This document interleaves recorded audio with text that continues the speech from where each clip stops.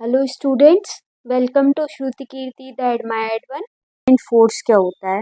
अगर हम एक बैलून लें और उसको हम बकेट में डिप करने की कोशिश करें, वाटर में, बकेट जो कि वाटर से भरी हुई है, उसमें हम बैलून को डिप करने की कोशिश करें, उससे उसमें ऊपर से फोर्स लगाएं, तो क्या होगा?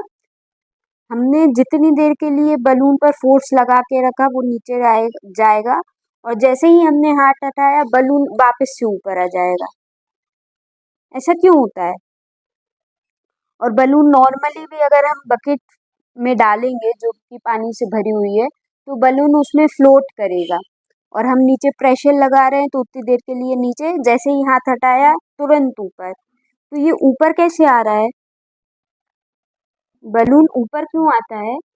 नीचे जा रहा है ग्रेविटेशनल फोर्स के कारण, ऊपर आता है ड्यू टू, मतलब वाटर भी उस पे एक फोर्स लगा रहा है। अब ये जो फोर्स जो उस पे अब ऊपर की डायरेक्शन में लग रहा है, इस फोर्स को हम बोलते हैं ब्यूएंट फोर्स या फिर ब्यूएंसी, या अपथ्रस्ट भी बोलते हैं इस फोर्स को।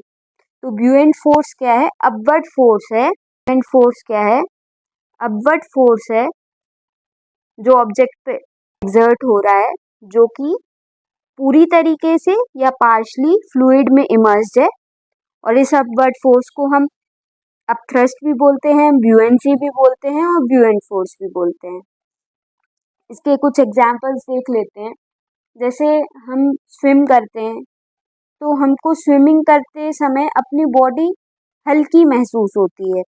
ऐसा क्यों होता है?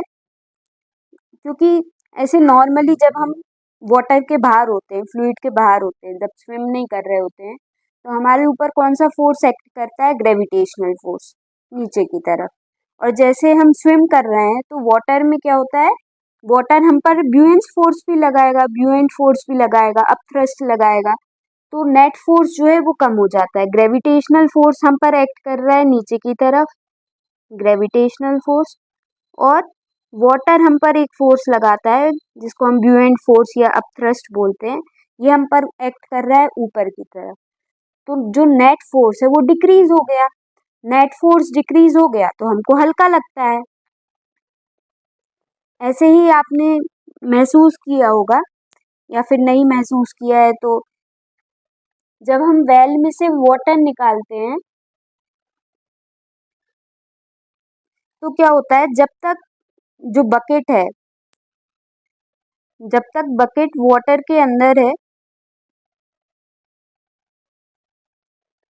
वो हल्की रहती है, वो हमको हल्की महसूस होती है। और जैसे ही बकेट वाटर से बाहर आई, वो अचानक हमको भारी लगने लगती है। ऐसा क्यों होता है?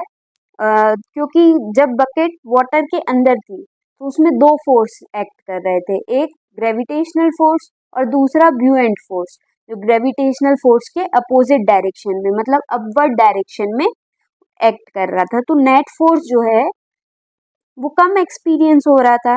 अब जैसे ही बकेट जो है वाटर से बाहर आई, तो क्या हुआ? उस पे सिर्फ ग्रेविटेशनल फोर्स एक्सपीरियंस हो रहा है, तो बकेट हमको हैवी महसूस होने लगती है। अब ये जो ब्यूएंट फोर्स है, ये मेनली टू फैक्टर्स पे डिपेंड करता है। एक है डेंसिटी, जो फ्लूइड है वो कितना डेंस है। फ्लूइड जितना ज़्यादा डेंस होगा वो उतना ज़्यादा ब्यूएंट फोर्स लगाएगा। और दूसरा वॉल्यूम। वॉल्यूम किसकी? ऑब्जेक्ट की।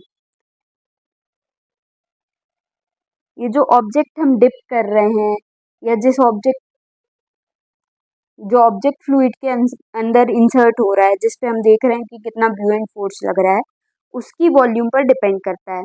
जितनी ज़्यादा जितना ज़्यादा फ्लूइड डेंस होगा वो उतना ज़्यादा ब्यूएंट फोर्स लगाएगा, और जितनी ज़्यादा ऑब्जेक्ट की वॉल्यूम होगी उस पर उतना ज़्यादा ब्यूएंट फोर्स लगेगा। Like, subscribe and share.